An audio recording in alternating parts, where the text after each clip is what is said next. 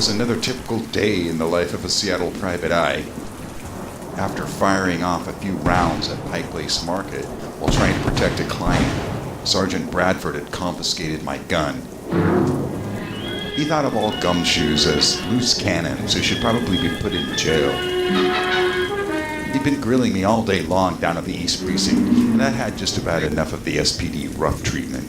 He wanted to know who my client was. But he just wouldn't back off. He kept at it all day long while I smoked cigarettes, drank stale jailhouse coffee, and tried hard to ignore him. Bradford finally blew his top. He grabbed me by my suit lapels and tried to lift me off the chair. Just then, Lieutenant Dietrich walked in the door of the interrogation room. His higher rank probably saved me from a broken nose and 2 black eyes. I got the sergeant's big hands off me by shoving him back into the table. I knocked my chair over, and the other 2 cops in the room moved in to subdue me. Luckily, Lieutenant Dietrich interjected himself into the situation. He upended another chair as he tried to stop Sergeant Bradford from taking out his retribution on me. The 3 bad cops left the room in a sulk. Before Bradford exited, he looked me straight in the eyes and warned that if he ever saw me on the street late at night, he might have to teach me a very valuable lesson about dealing with cops. All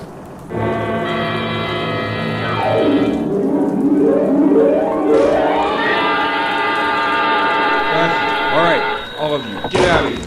If he needs some roughing up, I'll do it myself with no witnesses. Get it? I said get out of here now. Scram! You could be in some trouble here, Nick. Yeah, I know. Firing a weapon in a crowded public market is not exactly good for tourism.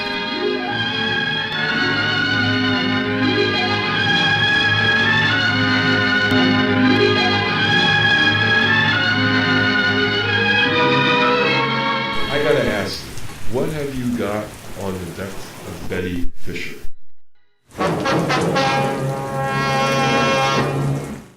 I'd say he was a professional. Yeah, he was most definitely a cool character. He only panicked when I drew my gun and took a shot. Before that, he acted like firing off rounds at a society dame was his usual business.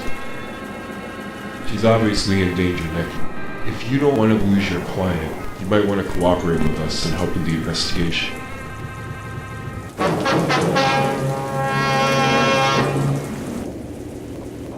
I'll tell you what. I'm going to give you a chance to help us find the perpetrator. I trust you. I don't think you would hold anything that could get someone killed. Am I right?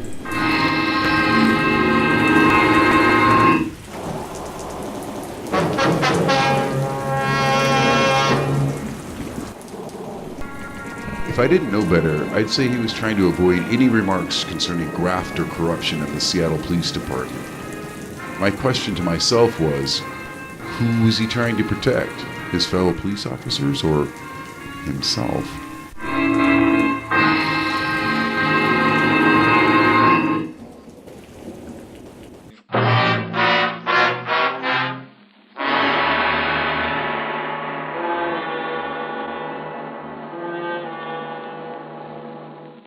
Who'd you vote for in the last general election? You may not realize it, but you voted for someone you probably never heard of and whose name may not have appeared on your ballot. And who was this stranger? He was the elector appointed by your state to decide who was to be our president. Every state has as many electors as it has representatives and senators in Congress combined. Collectively, they're called the Electoral College. And it's the members of the Electoral College alone who can vote for the President of the United States. Your vote was cast for the group of electors that pledged itself to vote for either the Democratic or Republican nominee. But you did not vote directly for either candidate. A roundabout way of doing things? Yes. But you must remember that when the Constitution was written, there was no television, no radio, and few newspapers. The majority of voters had never traveled more than a few miles from their own homes. The system has its faults. 3 times in our history, the man who got the most votes from the people was not elected president because he did not get the most votes in the Electoral College. Yet no one today seriously proposes to abolish the Electoral College, because by and large, the people believe that in spite of its drawbacks, the present system of electing our president ensures that your country and mine shall be our country. And now, Act Two.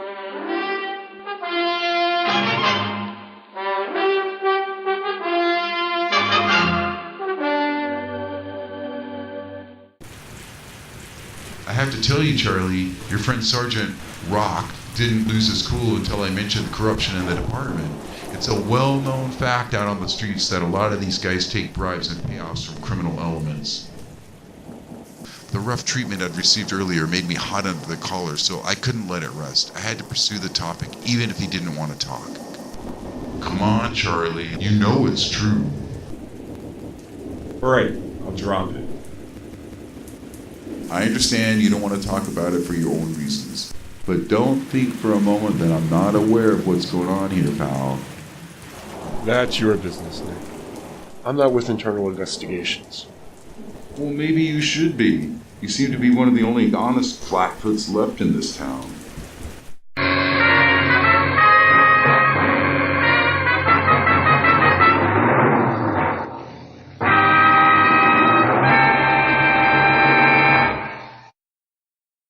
It was then that he finally turned to face me.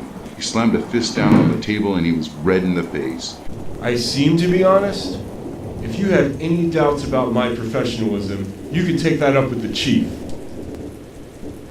You're a little sensitive about that issue, aren't you, Dietrich? You know, there's a phrase that might apply here. I think he doth protest too much. I'm not a dumb cop, Nick. I've got nothing to hide. With that, he simply left the room without the usual friendly closing salutations. Maybe he took it personally that the other cops were giving guys like him a bad name. Or at least that's what I thought at the time.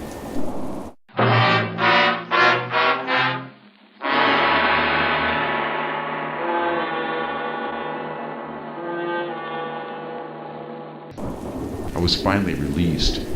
They had no charges to book me on, so I was free to go. Lieutenant Dietrich even forced him to give me back my gun, which I had nicknamed Bessie. The last thing the desk sergeant told me before I left the station was, "Well, I wouldn't skip town, gumshoe. This department's going to be watching you very closely. You made some enemies today."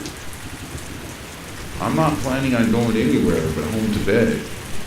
I was lying, of course, but then why should it matter? By the way, Sergeant, your boys here are pretty rough characters. They almost made me cry. And the sergeant said nothing.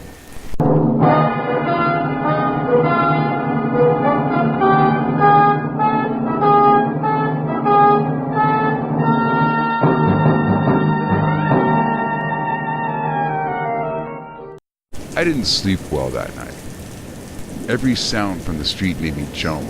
So I took a couple of shots of whiskey, and I leaned back in my bed, wondering what Tony's next move would be. I fell asleep with my gun under my pillow. For curiosity's sake, I called Lieutenant Dietrich at the police station the next morning. What do you got for me on Mr. Tony Romano? Romano? Oh, let me tell you, he's a real tough guy. Shakes down everyone he meets. So far, none of the charges have stuck. He's been picked up for assault with a deadly weapon, burglary, and arson investigation. Has he been involved in loan sharking at all? No doubt about it. He's been implicated in that racket as well. When he's not at the racetrack fixing bets, he's got a slew of bookies working for him. It's common knowledge on the street. So like I said, we can never nab the guy because he's too slick. He's got a bevy of lawyers, too. Defend him like Al Capone or something. Interesting that you can never get a conviction on the guy. He must be good at intimidating witnesses or buying off judges. That wouldn't surprise me, although we don't have any direct evidence of that. It's true that witnesses tend to clam up pretty tight whenever it comes to Tony Romano's criminal tendencies. I'd love to nail the guy. So if you got something on him, I'd like to know. It's not what I've got on him, Charlie. It's what he'd like to do to me after I cracked his skull the other day. He's going to be gunning for me.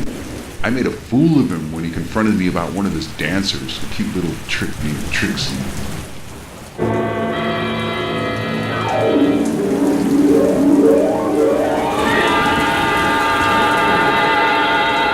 Dietrich scolded me for about 10 minutes on why it's a dumb thing to beat up a gangster.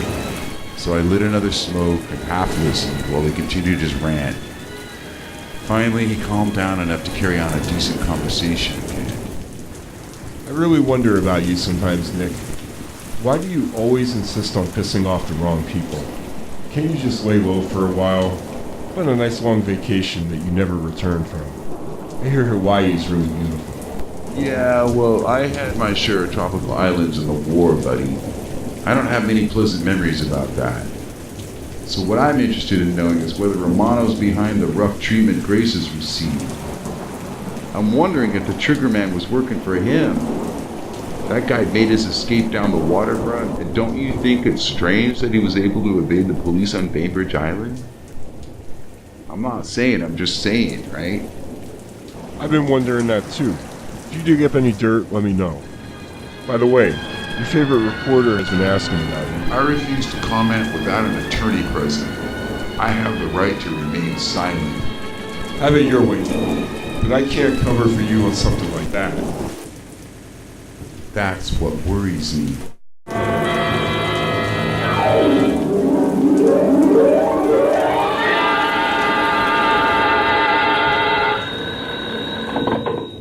Dietrich was interrupted by a fellow officer at the other end of the phone. Nick? Just a minute. Just a minute, Nick. Nick, hold on. I might have something for you here. While waiting for him to come back on the line, I used my time wisely. I took out my .38 Special and started cleaning it with thoughts of Tony Romano on my troubled mind. You still there, Nick? Yeah, I'm here, Dietrich, but I don't like being put on hold. Time is wasting. Okay, sorry about that. I think you'll be happy to know that I just talked to a junior officer. Seems they picked up a chronic inebriate named Rex Lindsay.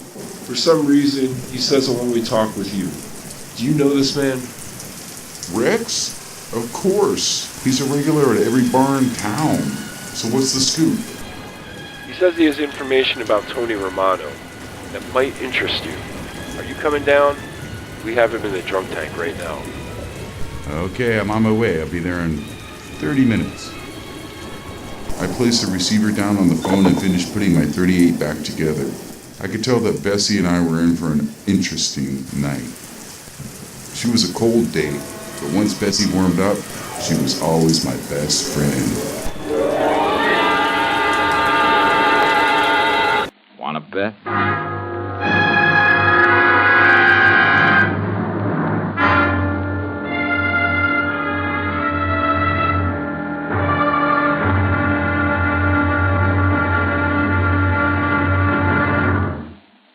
He looks just like his father. We've all heard statements like this, but have you ever stopped to wonder exactly why we resemble our relatives? One man did, Thomas Hunt Morgan. Born in Lexington, Kentucky in 1866, Morgan's interest in science took him to the University of Kentucky and Johns Hopkins. While his colleagues were choosing fields in physics and chemistry, Morgan's interest turned to something more personal, man himself. Why do we inherit physical characteristics from our parents? To find the answer, Morgan spent years studying the common fruit fly. He bred generation after generation, constantly observing the traits produced. He then computed mathematical tables and analyzed the whole question of heredity in terms of the nucleus. The nucleus, he observed, was the center of activity in every cell. As a result, he developed his theory of the gene. This theory, simplified, holds that each human cell contains hundreds of units called genes, and each gene carries a physical characteristic from its parents. For this outstanding work, Morgan was awarded the Nobel Prize for Physiology and Medicine in 1933. Thomas Hunt Morgan, an American scientist with the philosophy that somewhere there must be an answer. Let's find it. Now, Act 3.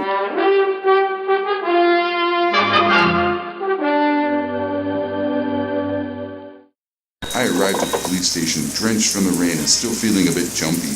In fact, the precinct headquarters was about the only place where I felt safe at the moment. I knew Romano wouldn't dare to try anything with the boys in blue around. Dietrich met me with a fresh cup of coffee. The lieutenant just brushed me off at first. Then a few minutes later, he told me to follow him to his office. Once inside, he closed the door tight and told me to sit down. I immediately questioned him. Let me guess. You can't tell me what you got to say around the other cops for fear that they might pass it along to the wrong people. That's not it. I just don't want him to know I'm giving you privileged information, that's all. So when do I get to talk to Rex? After I'm finished with you. Listen closely, because I don't want to have to repeat this. Some of the officers around here are going to resent the fact that Lindsay will only talk to you. And I figure bringing you down here to talk with him might be more effective, less messy. Sure, I get it. Bloodstains on the interrogation room floor might be a little hard to explain. Nick, you've got to promise that you'll share the information with me. All right. I'll tell you what he says, but I'm not going to tell anybody else. I don't trust these guys around here. Some of these cops are on the take from Romano.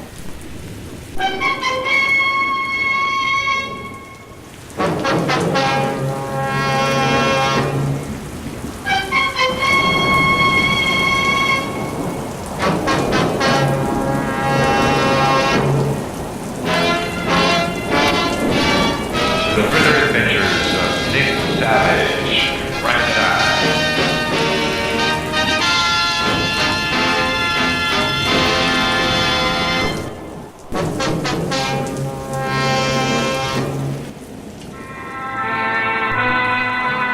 Released by Mark Taylor-Canfield. Nick Savage is played by Mark Taylor-Canfield. Lieutenant Dietrich was Chris Brown. Join us next week for another exciting adventure. Nick Savage, Private Eye.